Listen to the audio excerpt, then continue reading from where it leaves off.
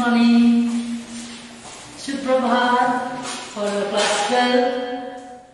आज मैं फिर आपके सामने अपने विषय आज का उपन्यास से लेकर आई हूँ। उपन्यास जो हमने पूर्वार्ध भाग लगभग कंप्लीट हो चुका है और उत्तरार्ध के हमने मध्य तक हम खत्म कर चुके हैं। सो आज मैं कुछ उपन्यासकार राजेंद्र यादव के संक्षिप्त परिचय के साथ फिर मैं उपन्यास को आगे बढ़ाना चाहती हूँ। मैंने वैसे क्लास में तो पढ़ाया था कि राजेंद्र यादव की संक्षिप्त परिचय, आज मैं थोड़ा विस्तार में जाती हूँ। हिंदी गद्य साहित्य में साहित्यकार राजेंद्र यादव का महत्वपूर्ण स्थान रहा है। उन्होंने हिंदी गद्य साहित्य को अपनी उच्च कोटि रचनाओं के साथ बहुत ही कुछ उन्होंने सहयोग दिए। यादव जी ने हिंदी गद्य की कहानी, उपन्यास, नाटक, आलोचना आदि विधाओं को भी उन्होंने लिखा। राजेंद्र यादव जी का जन्म उत्तर प्रदेश के आगरा शहर के राजा मंडी मोहल्ले में 28 अगस्त सन 1929 ईस्वी में हुआ था। आगरा में ही प्रारंभिक शिक्षा प्राप्त की। उसके बाद उन्होंने हिंदी के प्रति प्रेम और हिंदी साहित्य में विशेष रुचि होने के कारण उन्होंने सन 1991 में आगरा विश्वविद्यालय में हिंदी साहित्य से उन्होंने प्रथम श्रेणी प्राप्त की। साथ ही एमए की परीक्षा भी उन्होंने प्राप्त की। सन 1991 से ही उन्होंने साहित्य लेखन का कार्य शुरू कर दिया था। ये एक सुपरिचित लेखक, उच्च कोटि के कहानीकार, यथार्थवादी, उपन्यासकार और सुविख्यात आलोचक भी थे। हिंदी साहित्य में इन्होंने नई कहानी नाम से एक नई विधा का प्रारंभ किया। कथाकार मुंशी प्रेमचंद द्वारा सन 1930 ईस्वी में प्रारंभ की गई साहित्यिक पत्रिका हंस को 1993 में बंद हो गई थी। इन्होंने दोबारा प्रकाशन शुरू की प्रेमचंद जी की जयंती पर 31 जुलाई 1998 को किया था। इसके प्रकाशन की पूरी जिम्मेदारी उन्होंने अपने ऊपर ले ली। उनका विवाह सुविख्यात लेखिका मन्नू भंडारी से हुआ। राजेंद्र यादव जी को उनके संपूर्ण साहित्य लेखन के लिए हिंदी अकादमी दिल्ली द्वारा वर्ष 2003 से 4 का सर्वोच्च सम्मान प्रदान किया गया। हिंदी के सुप्रसिद्ध साहित्यकार का निधन 28 अक्टूबर 2013 की रात्रि को नई दिल्ली में हुए। ये थे उनके थोड़े विस्तृत में उनके परिचय। अब मैं अपने विषय को आगे बढ़ाते हुए सबसे पहले ये उपन्यासकार का उपन्यास रचने का मकसद क्या था, किस पृष्ठभूमि को लेके इन्होंने ये उपन्यास रचा। सबसे पहले क्वेश्चन हमारे सामने ये है। मैं ये क्वेश्चन यहाँ लिखती हूँ, उपन्यास में किस वर्ग की समस्याओं का वर्णन किया गया है। सबसे पहला क्वेश्चन, किस वर्ग की? मध्य वर्ग की। इस उपन्यास में शुरू से अंत तक मध्य वर्ग अपने रोजमर्रा की जिंदगी में किन किन समस्याओं से वो जूझते हैं, इन समस्याओं का यहाँ उपन्यासकार राजेंद्र यादव जी ने प्रस्तुत किया है। जैसे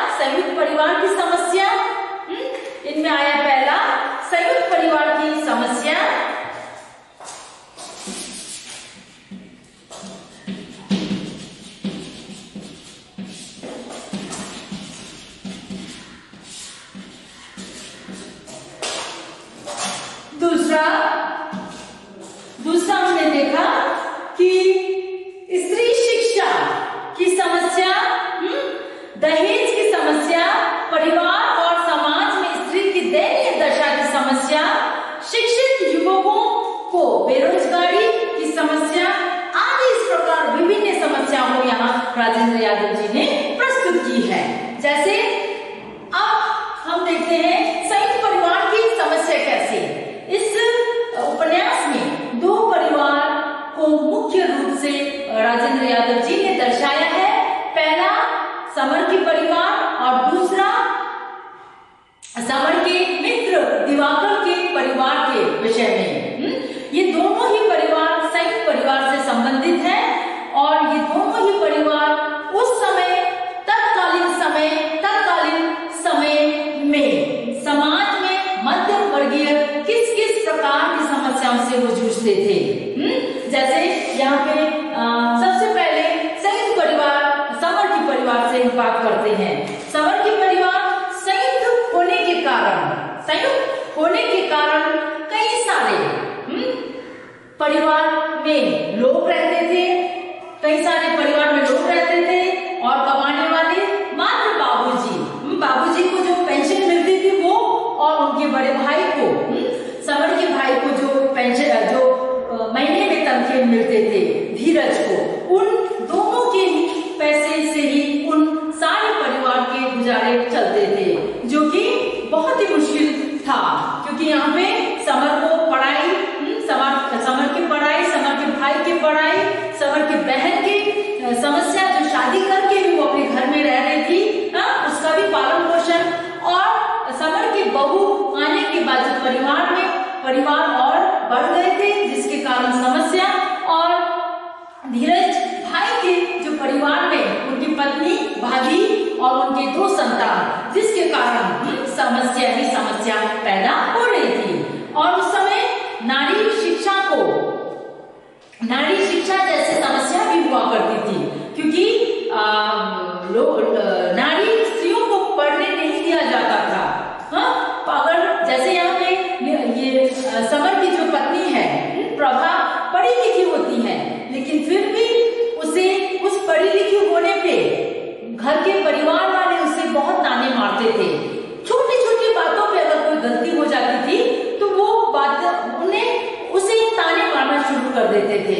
सो इस प्रकार की समस्या, और बाल में ही यानी छोटी उम्र में ही उनकी विवाह कर देना, ऐसी समस्याएं, दहेज जैसी समस्याएं, छोटी उम्र में ही शादी या विवाह कर देना, जैसे यहाँ पे मुन्नी की कर दी थी, जो समर की बहन होती है, उसकी छोटी सी उम्र में उसकी शादी कर देती है, और उसे शादी के दौरान उसके पति के द्वारा जो भी कुछ अत्याचार सहना पड़ती है ना, और वो अत्याचार से परेशान होकर फिर से वो अपने परिवार यानी समर के और बाबूजी के परिवार में वो वापस लौट आती है। सो इस प्रकार कई सारी समस्या को यहाँ दिखाई गई है। सो राजेंद्र यादव जी के परिचय में आपने सुना कि वो यथार्थवादी उपन्यासकार थे। यथार्थवादी से क्या मतलब कि उस समय के समाज में जो जैसा दिखता था, वो अपने वैसा ही विषय वस्तु बनाते थे, और यथार्थवाद के साथ साथ आदर्शवादी दृष्टिकोण को भी अपनाते थे। यहाँ पे यथार्थ के साथ आदर्शवादी दृष्टिकोण से मतलब है कि सच्चाई जो वो लिखते थे उन कैरेक्टर्स के द्वारा, जैसे समर, प्रभा, मुन्नी, धीरज, दिवाकर, उन सारे पात्रों के द्वारा वो सच्चाई समाज में जैसे उन मध्यम वर्गीय परिवार के साथ होते थे, समस्याएं होती थी, उन समस्याओं को जो का त्यों उनके विषय में उतारना, ये यथार्थ सच्चाई, किंतु उस यथार्थ के साथ कुछ एकांत कैरेक्टर्स के द्वारा उन्होंने आदर्शवादी दृष्टिकोण को भी अपनाया है। यानी उपन्यास में शुरू से अंत तक समस्या ही समस्या नहीं, उस समस्या का समाधान करने के लिए कुछ एकांत पात्रों को भी उन्होंने लिखा है, उन्होंने लिया है, जैसे शिरीष बाबू जी के कैरेक्टर्स के द्वारा पता चलता है।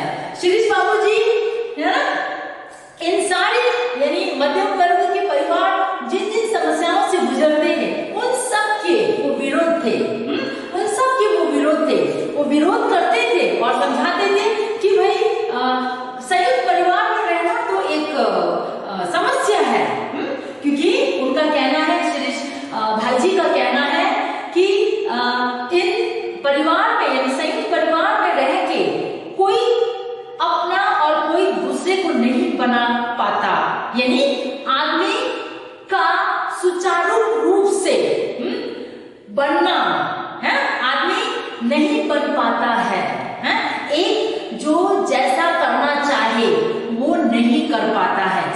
परिवार में रह के। सो उनका इन कैरेक्टर से इस प्रकार की भूमिका से पता चलता है कि यहाँ पे समस्या यानी यथार्थ ही नहीं, ऐसे पात्रों के द्वारा, ऐसे चरित्र के द्वारा उन्होंने आदर्शवादी दृष्टिकोण को भी अपनाने की कोशिश की है।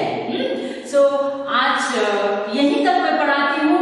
नेक्स्ट कक्षा में मैं कुछ कैरेक्टर है ना, उपन्यास में जो कई सारे पात्र हैं, जैसे समर के परिवार के कई सारे सदस्य थे, जैसे बाबूजी, अम्मा जी, धीरज, भाभी, समर, प्रभा, मुन्नी, अमर तथा कुंवर। इन सारे जो कैरेक्टर्स हैं उनके परिवार के और दिवाकर के परिवार के, इन परिवार के सदस्यों के बारे में मैं आपको समझाऊंगी अगले कक्षा में।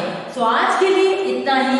आज जो आपके गृह कार्य है उसमें राजेंद्र यादव जी के परिचय आपको याद करना है।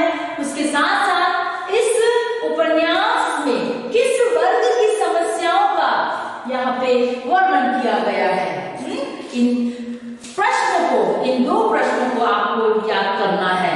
स्वास्थ्य